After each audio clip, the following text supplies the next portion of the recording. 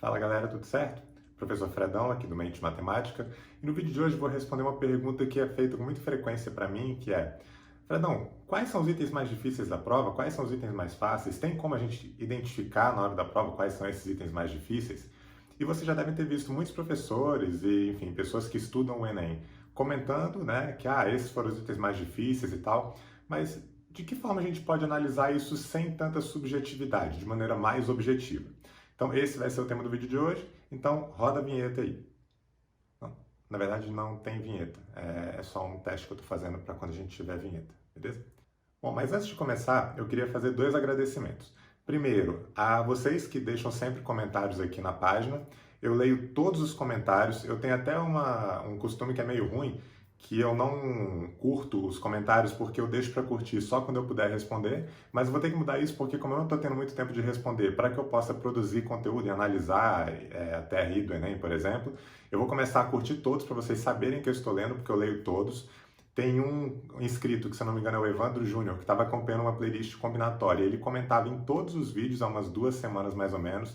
E é muito fera ver esse feedback de vocês, ter esse carinho de vocês. Então continuem, eu vou começar a curtir agora todos para que vocês saibam que eu estou lendo. E em segundo lugar ao Paulo, que é quem trata os dados para mim. Alguns de vocês me perguntam aqui nos comentários como que eu faço, para poder extrair os dados do Enem. Não sou eu que extraio.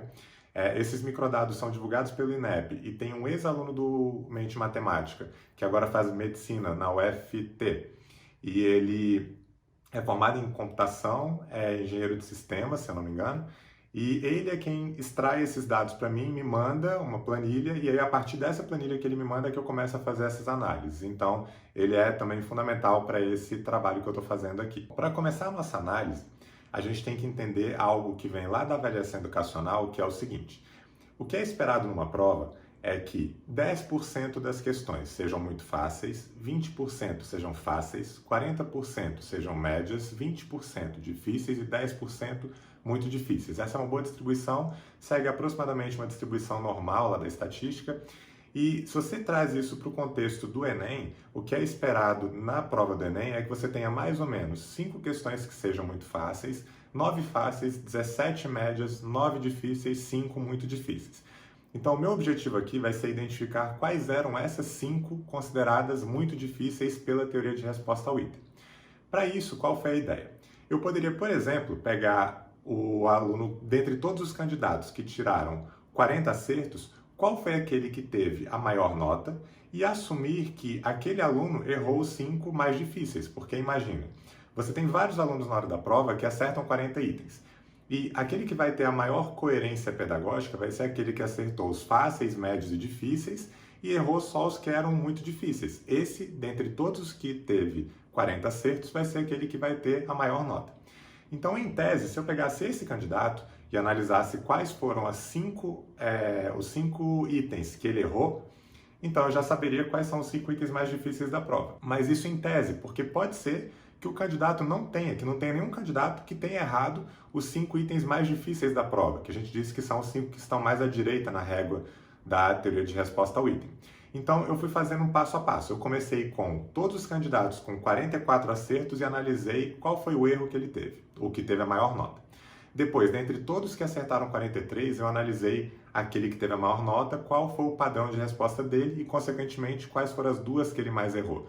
A mesma coisa para quem acertou 42, 41, 40 e depois ainda fiz para 39 e 38 para poder garantir. E as coisas começam a ficar interessantes. Por quê?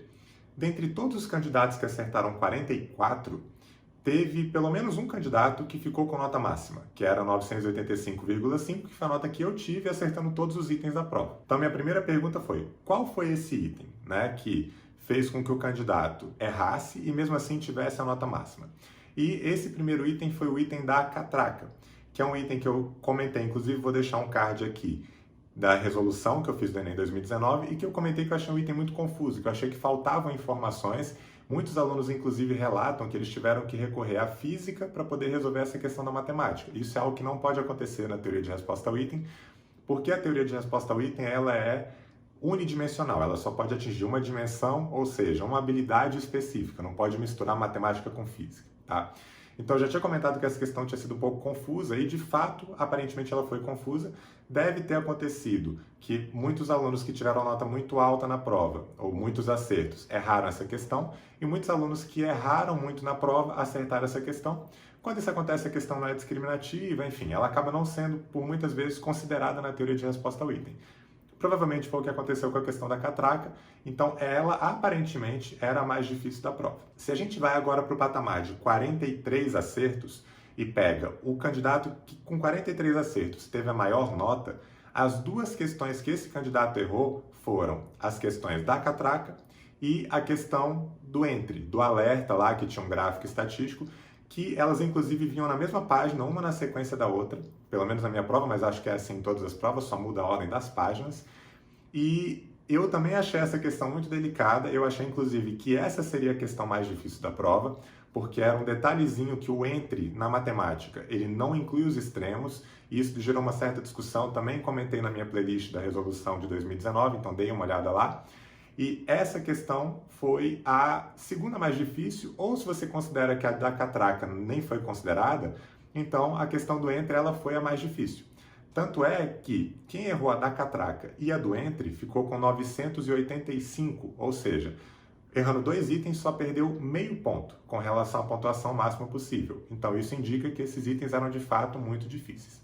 Descendo agora para quem teve 42 acertos, ou seja, errou 3 questões, as 3 questões erradas por quem teve a maior nota com 42 acertos foi catraca, a questão do entre e a questão do pistão, que também foi considerada por muitos uma das mais difíceis da prova, que era aquela de trigonometria, que tinha que saber em quanto tempo, ou qual era o parâmetro para que passasse numa certa altura, num determinado tempo, acho que era 4 segundos, enfim. Era uma questão muito complicada. Em termos de conteúdo mesmo, ela era muito mais conteudista, inclusive, do que a questão do entre, por envolver função trigonométrica, etc., mas ela foi considerada, digamos, um nível abaixo da questão do entre, tá? Então, as 3 primeiras mais difíceis, né? A questão da catraca, a do entre e a do pistão. Quando a gente vai agora para 41 acertos, se você pega o candidato que teve a maior nota, as 4 que ele errou foram a questão da catraca, a questão do entre, a questão do pistão, e aí começou um pouco a minha surpresa, a questão dos juros, que pediu o valor à vista, falando que ele teria que pagar daqui a um mês R$ 202, daqui a 2 meses R$ 204,20, e pediu o valor à vista desse pagamento. Essa questão, dentro de um contexto de matemática financeira, ela não chega a ser extremamente complicada, mas como matemática financeira é um tópico que por muitas vezes ele não é trabalhado com a devida profundidade no ensino médio, a gente só fala de juros simples, juros compostos e acabou, mas não fala de valor presente, valor futuro, de sistema de amortização, por exemplo. Então, essa seria a 4ª questão. E observem o seguinte, a questão mais difícil, em tese, foi a da catraca. Depois, quando eu passo para 43 acertos, as 2 mais difíceis foram catraca e a do entre. Depois para 3, catraca, a do entre e a do pistão. Depois para 4, catraca, entre, pistão e a dos juros. Então, até agora, tudo convergiu bonitinho. Então, de fato, essas devem ser as questões mais difíceis da prova.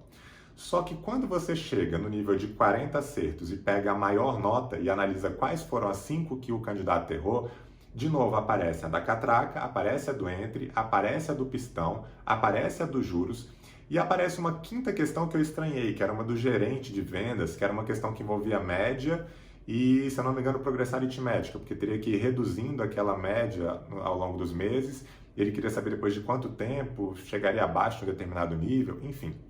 Só que eu acho que tinham várias outras questões que eram mais difíceis do que essa. Por exemplo, a questão do cilindro, na minha opinião, era mais difícil.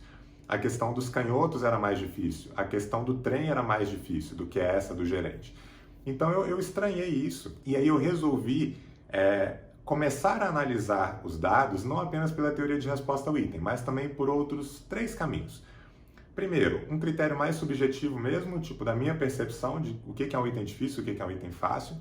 Segundo, do ponto de vista de uma regressão linear que também foi feita pelo Paulo, na qual ele meio que tentou estimar qual que era o peso de cada item. Não é isso que acontece na teoria de resposta ao item, mas é uma forma estatística alternativa de você também olhar para o grau de dificuldade dos itens.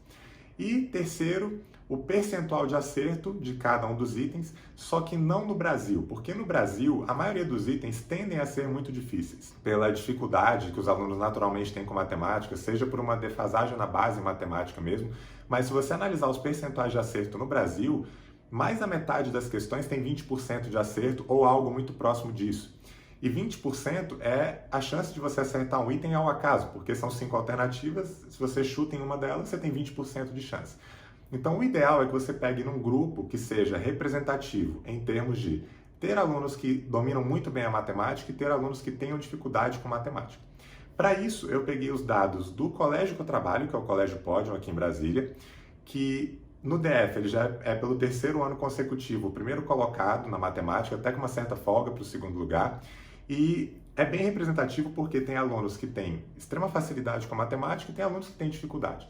Tanto é que as questões mais acertadas no Brasil giram em torno de 70% de acerto, enquanto que no pódio a gente teve um grupo de alunos do 3º ano que acertou alguns itens, 97%, 95%, 93%, e outros itens, 16%, 17%, que são os itens considerados mais difíceis na hora da prova. Então, para pensar no percentual de acerto, o pódio acaba sendo melhor, ou qualquer colégio, se você pegar também o Bernoulli, se você pegar, enfim, outros colégios grandes e que têm um bom desempenho na matemática, acabam sendo mais representativos do que o Brasil como um todo, tá?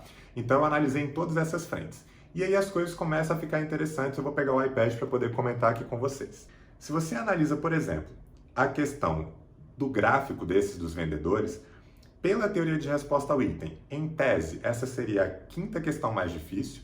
Se você analisa pela regressão linear, que foi feita pelo Paulo, ele já seria o 18º item mais difícil, então ele já se enquadraria como item médio e não muito difícil.